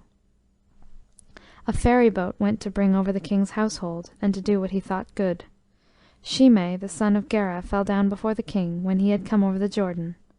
He said to the king, "Don't let my lord impute iniquity to me, nor remember that which your servant did perversely the day that my lord the king went out of Jerusalem, that the king should take it to his heart. For your servant knows that I have sinned. Therefore, behold, I have come this day, the first of all the house of Joseph, to go down to meet my lord the king." But Abishai, the son of Zeruiah, answered, "Shall Shimei not be put to death for this, because he cursed Yahweh's anointed?" David said, "What have I to do with you, you sons of Zeruiah, that you should this day be adversaries to me? Shall there any man be put to death this day in Israel? For don't I know that I am this day king over Israel?" The king said to Shimei, "You shall not die." The king swore to him. Mephibosheth, the son of Saul, came down to meet the king, and he had neither groomed his feet, nor trimmed his beard, nor washed his clothes, from the day the king departed until the day he came home in peace. It happened, when he had come to Jerusalem to meet the king, that the king said to him, "Why didn't you go with me, Mephibosheth?" He answered, "My lord, O king, my servant deceived me.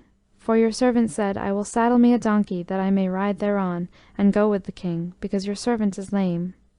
He has slandered your servant to my lord the king, but my lord the king is as an angel of God. Do therefore what is good in your eyes. For all my father's house were but dead men before my lord the king, yet you set your servant among those who ate at your own table.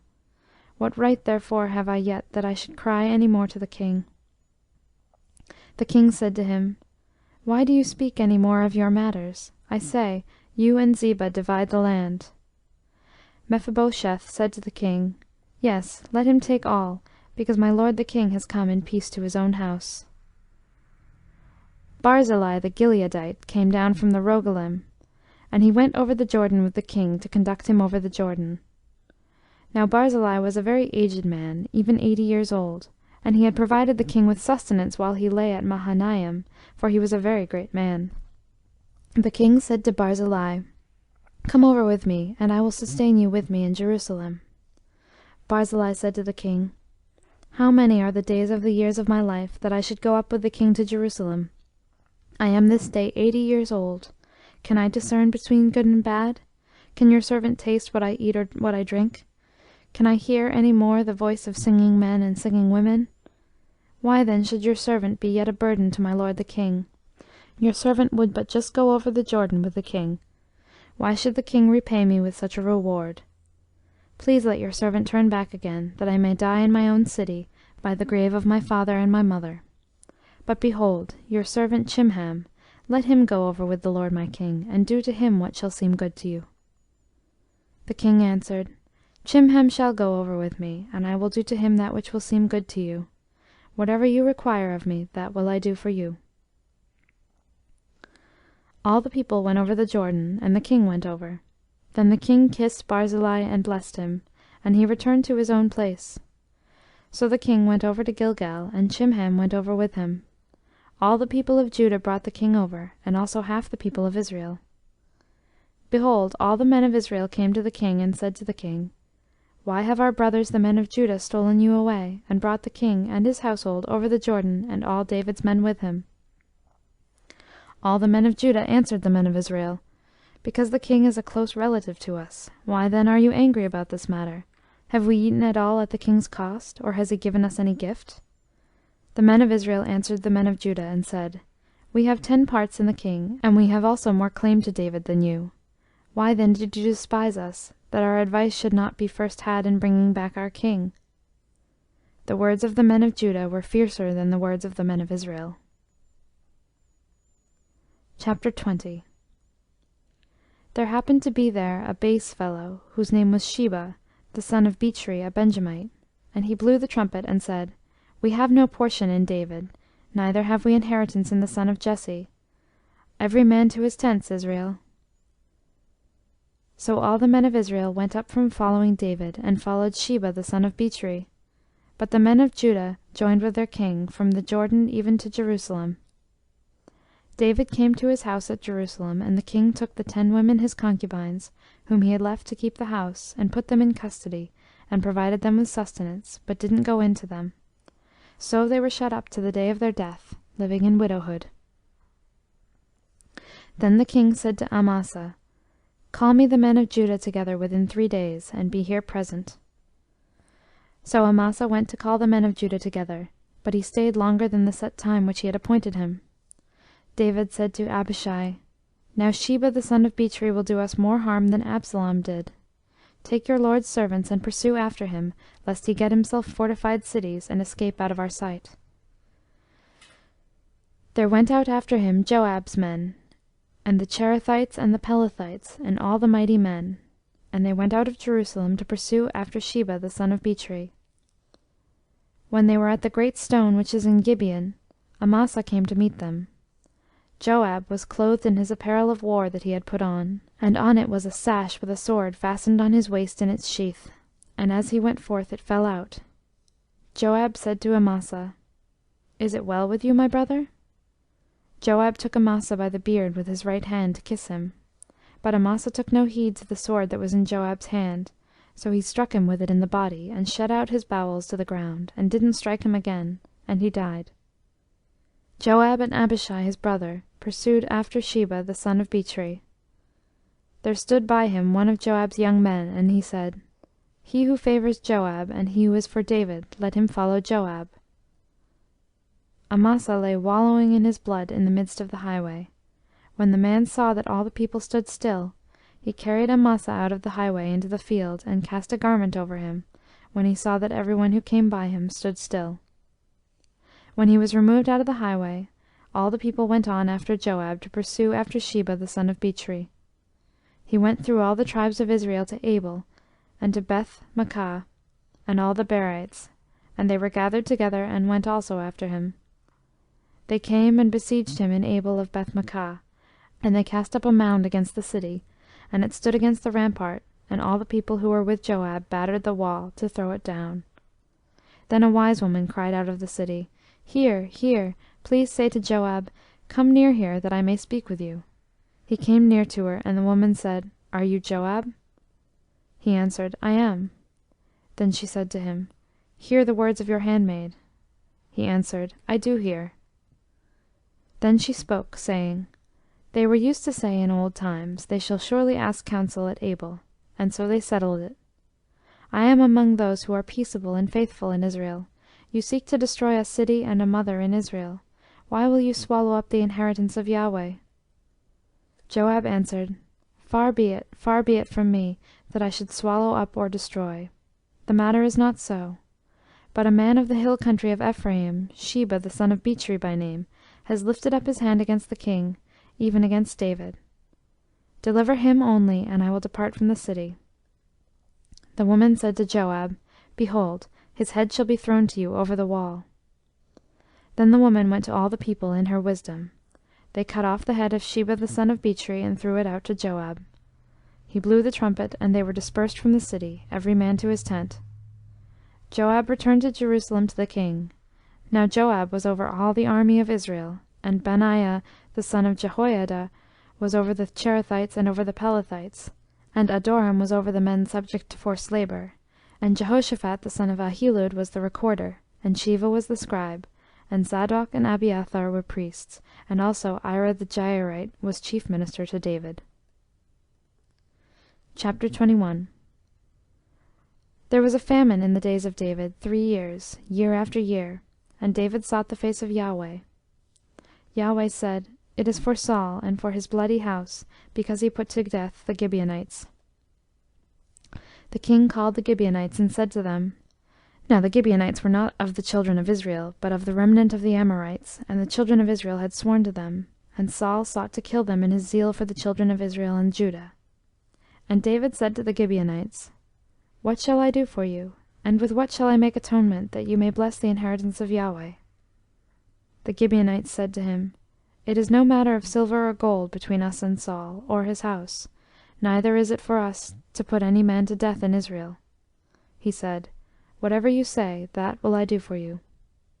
They said to the king, The man who consumed us, and who devised against us, that we should be destroyed from remaining in any of the borders of Israel, let 7 men of his sons be delivered to us, and we will hang them up to Yahweh in Gibeah of Saul, the chosen of Yahweh.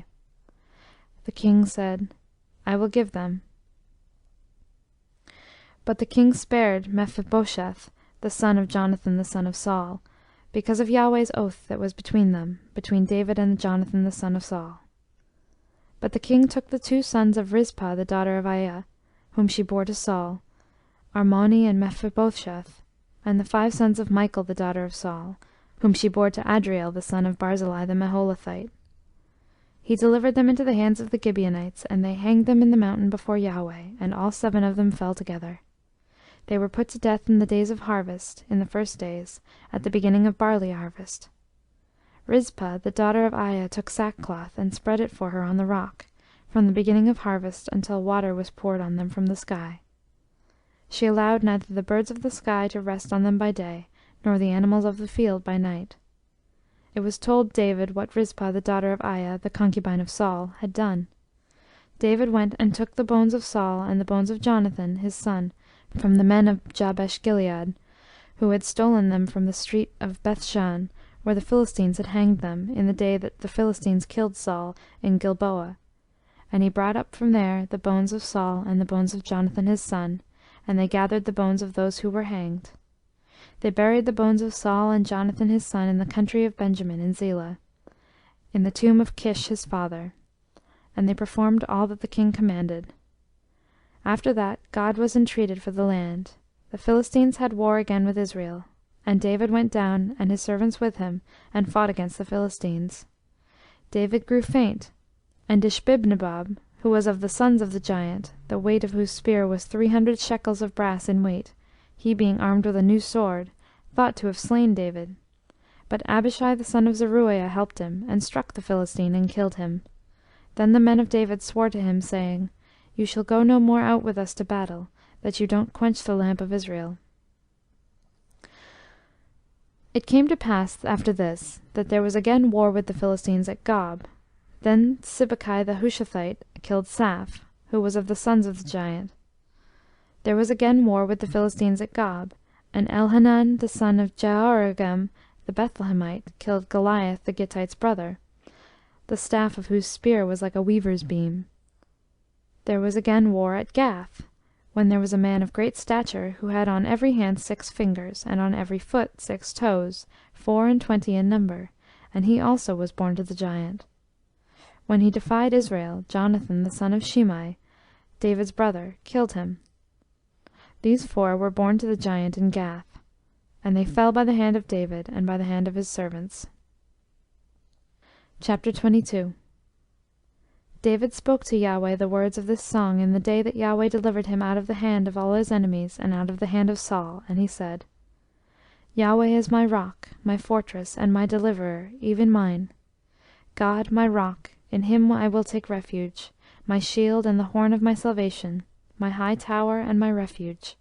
My Saviour, you save me from violence. I will call on Yahweh, who is worthy to be praised. So shall I be saved from my enemies. For the waves of death surrounded me, the floods of ungodliness made me afraid. The cords of Sheol were around me, the snares of death caught me. In my distress I called on Yahweh, yes, I called to my God. He heard my voice out of his temple, my cry came into his ears. Then the earth shook and trembled, the foundations of heaven quaked and were shaken because he was angry. Smoke went up out of his nostrils, fire out of his mouth devoured, coals were kindled by it. He bowed the heavens also, and came down. Thick darkness was under his feet. He rode on a cherub and flew. Yes, he was seen on the wings of the wind. He made darkness pavilions around himself, gathering of waters and thick clouds of the skies. At the brightness before him, coals of fire were kindled. Yahweh thundered from heaven, the Most High uttered his voice. He sent out arrows and scattered them, lightning and confused them. Then the channels of the sea appeared. The foundations of the world were laid bare by the rebuke of Yahweh. At the blast of the breath of his nostrils, he sent from on high, and he took me, he drew me out of many waters. He delivered me from my strong enemy, from those who hated me, for they were too mighty for me. They came on me in the day of my calamity, but Yahweh was my support. He also brought me out into a large place. He delivered me, because he delighted in me. Yahweh rewarded me according to my righteousness. He rewarded me according to the cleanness of my hands. For I have kept the ways of Yahweh, and have not wickedly departed from my God. For all his ordinances were before me. As for his statutes, I did not depart from them. I was also perfect toward him. I kept myself from iniquity. Therefore Yahweh has rewarded me according to my righteousness, according to my cleanness in his eyesight. With the merciful you will show yourself merciful. With the perfect man you will show yourself perfect. With the pure you will show yourself pure. With the crooked you will show yourself shrewd. You will save the afflicted people, but your eyes are on the haughty, that you may bring them down. For you are my lamp, Yahweh. Yahweh will light up my darkness. For by you I run against a troop. By my God I leap over a wall. As for God, his way is perfect. The word of Yahweh is tested. He is a shield to all those who take refuge in him. For who is God besides Yahweh? Who is a rock besides our God? God is my strong fortress. He makes my way perfect. He makes his feet like hinds' feet, and sets me on my high places. He teaches my hands to war, so that my arms bend a bow of brass. You have also given me the shield of your salvation. Your gentleness has made me great. You have enlarged my steps under me. My feet have not slipped. I have pursued my enemies and destroyed them. I didn't turn again until they were consumed. I have consumed them, and struck them through so that they can't arise. Yes, they have fallen under my feet. For you have armed me with strength for the battle. You have subdued under me those who rose up against me. You have also made my enemies turn their backs to me, that I might cut off those who hate me. They looked, but there was none to save, even to Yahweh, but he didn't answer them. Then I beat them as small as the dust of the earth. I crushed them as the mire of the streets, and spread them abroad. You also have delivered me from the strivings of my people. You have kept me to be the head of the nations. A people whom I have not known will serve me. The foreigners will submit themselves to me. As soon as they hear of me, they will obey me. The foreigners will fade away, and will come trembling out of their close places. Yahweh lives. Blessed be my rock. Exalted be God, the rock of my salvation. even the God who executes vengeance for me, who brings down peoples under me, who brings me away from my enemies. Yes, you lift me up above those who rise against me, you deliver me from the violent man. Therefore I will give thanks to you, Yahweh, among the nations, will sing praises to your name. He gives great deliverance to his king, and shows loving kindness to his anointed, to David and to his seed for evermore. Chapter 23. Now these are the last words of David. David the son of Jesse says, the man who was raised on high says, the anointed of the God of Jacob, the sweet psalmist of Israel. The Spirit of Yahweh spoke by me, his word was on my tongue. The God of Israel said, the Rock of Israel spoke to me. One who rules over men righteously, who rules in the fear of God, shall be as the light of the morning when the sun rises, a morning without clouds, when the tender grass springs out of the earth, through clear shining after rain. Most certainly my house is not so with God, yet he has made with me an everlasting covenant, ordered in all things and sure, for it is all my salvation and all my desire, although he doesn't make it grow, but all of the ungodly shall be as thorns to be thrust away, because they can't be taken with the hand.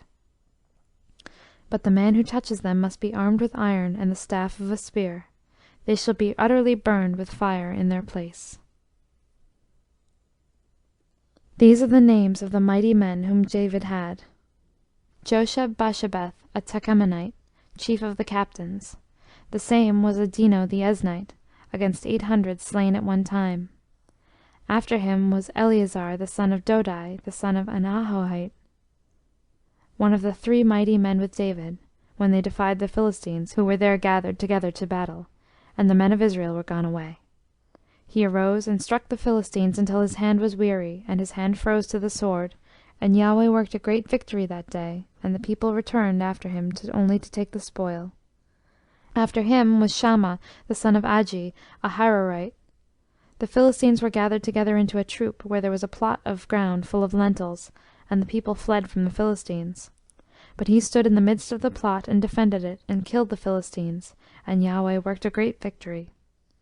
3 of the 30 chief men went down, and came to David in the harvest time to the cave of Adullam, and the troop of the Philistines was encamped in the valley of Rephaim. David was then in the stronghold, and the garrison of the Philistines was then in Bethlehem. David longed, and said, Oh, that one would give me water to drink of the well of Bethlehem, which is by the gate. The 3 mighty men broke through the army of the Philistines, and drew water out of the well of Bethlehem that was by the gate, and took it, and brought it to David. But he would not drink of it, but poured it out to Yahweh. He said, Be it far from me, Yahweh, that I should do this. Isn't it the blood of the men who went in jeopardy of their lives? Therefore he would not drink it. The 3 mighty men did these things. Abishai, the brother of Joab, the son of Zeruiah, was chief of the 3. He lifted up his spear against 300 and killed them, and had a name among the 3. Wasn't he most honorable of the 3? Therefore he was made their captain. However, he didn't attain to the 3.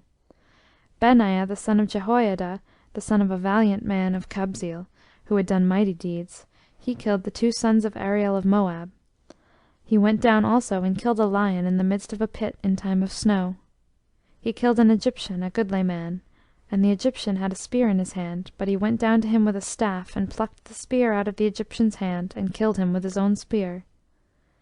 Benaiah the son of Jehoiada did these things, and had a name among the 3 mighty men. He was more honorable than the 30, but he didn't attain to the 3. David set him over his guard. Asahel the brother of Joab was one of the 30, Elhanan the son of Dodo of Bethlehem, Shammah the Harodite, Elika the Harodite, Helez the Paltite, Ira the son of Ikesh the Tekoite, Abiezer the Anathothite, Mebunai the Hushathite, Zalman the Ahahite, Maharai the Netophathite, Heleb the son of Bana the Netophathite, Itai the son of Ribai of Gibeah of the children of Benjamin, Benaiah a Pirathodonite,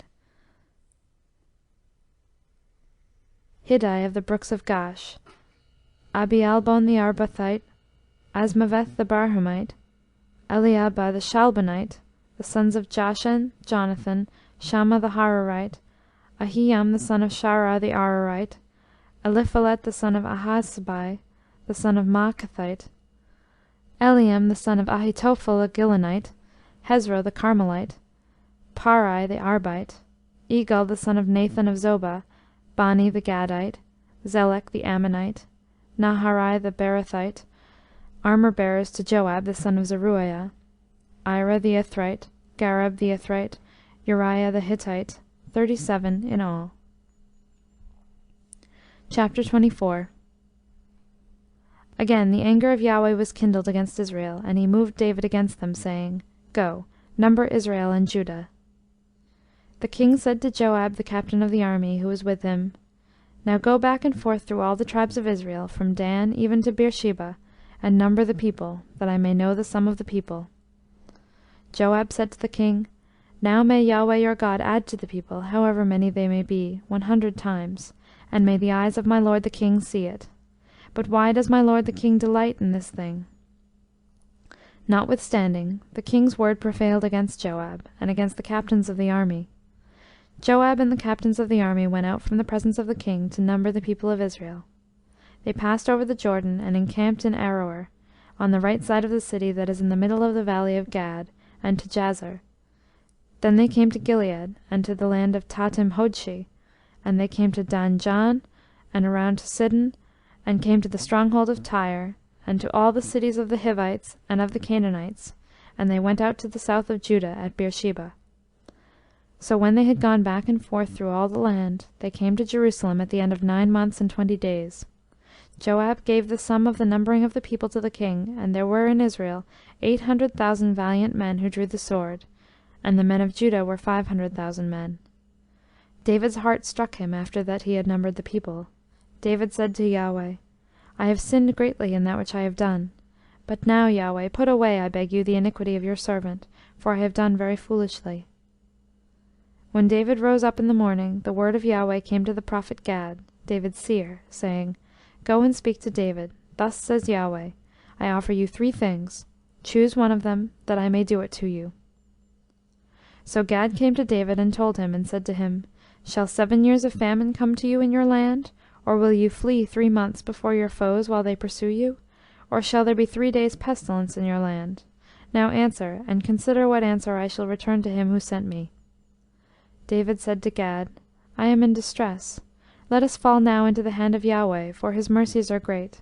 Let me not fall into the hand of man. So Yahweh sent a pestilence on Israel from the morning even to the appointed time, and there died of the people from Dan even to Beersheba 70,000 men.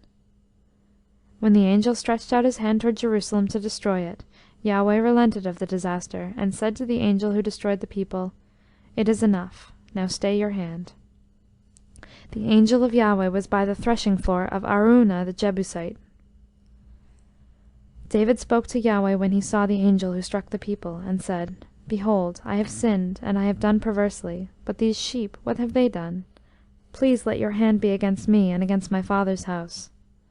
Gad came that day to David, and said to him, Go up, build an altar to Yahweh on the threshing floor of Araunah the Jebusite.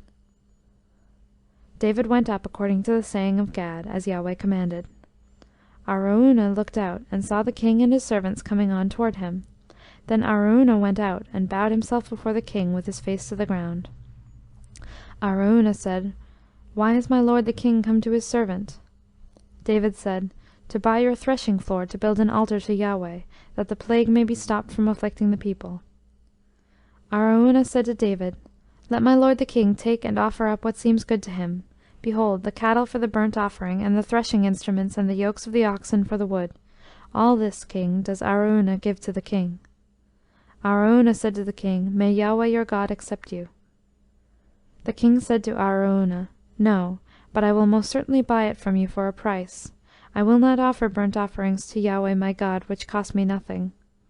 So David bought the threshing floor and the oxen for 50 shekels of silver. David built an altar to Yahweh there, and offered burnt offerings and peace offerings. So Yahweh was entreated for the land, and the plague was stayed from Israel. End of 2 Samuel.